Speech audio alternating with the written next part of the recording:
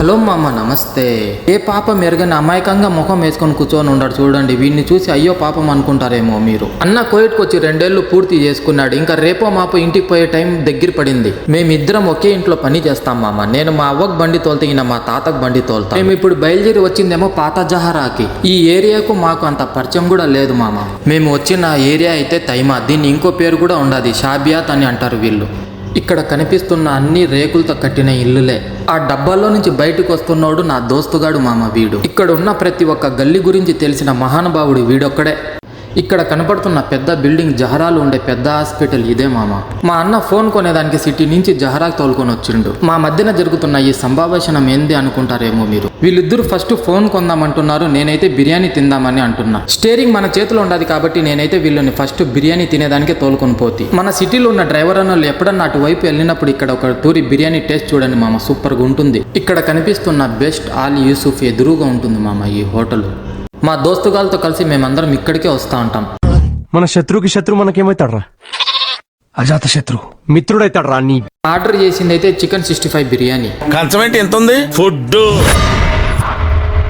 ఇదేంటి ఎంత పెట్టారు? ఇంకా కంచంలోది తినింది అరిగేంత వరకు తిరుగుతానే ఉన్నాం.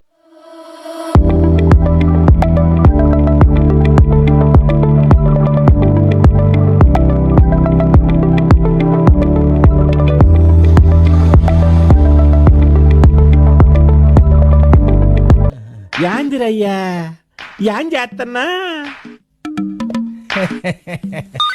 అన్న అదృష్టాన్ని సంకలో పెట్టుకుని తిరుగుతా అన్నాడు మామ. పొద్దున్న లేసి నక్కమ్మకం ఏమో చూసినట్టు ఉన్నాడు. అన్న దగ్గర ఉండేదేమో 230 దినార్లు, కానీ ఆ ఫోన్ వచ్చి 222 దినార్లే. ఈ పక్కనే నిలబడుకుని ఉండే పెద్ద మనిషి ఏమో ఆల్రెడీ మీ చేతిలో ఒక ఫోన్ ఉండదు కదా, ఇంకో ఫోన్ ఎందుకు కొంటున్నారు అని అడుగుతున్నాడు. 1 నెల ముందు ఇదే ఫోన్ 250 దినార్లకు నేను కొన్నాను మామ, S23 అల్ట్రా. పొట్టోడు ఫోన్ కొంటున్న విషయం వాళ్ళ ఇంట్లో తెలియదు మామ. తెలిస్తే కనుక వీడికి ఉంటుంది భరతనాట్యం.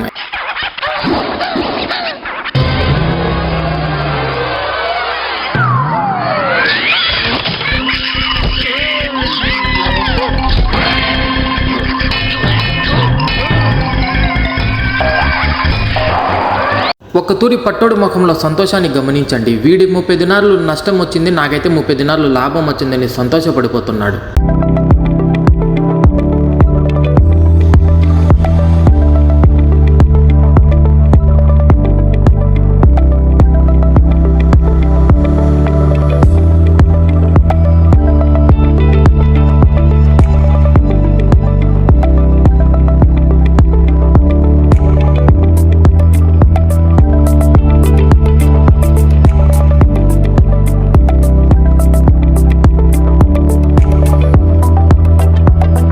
వీడు మమ్మల్ని ఒకరోజు కూడా రూమ్ లోపల పిలుచుకోకపోడు. ఎప్పుడు వచ్చినా కూడా బయట నిలబెట్టిచ్చేసి మాట్లాడి పంపించేస్తా ఉంటాడు. మా ఎన్నిసార్లు చెప్పింది సారా, అరే వాళ్ళిద్దరితో తిరిగినావు అంటే నీ లైఫ్ సత్యనాశ అవుతుంది బిడ్డ అని.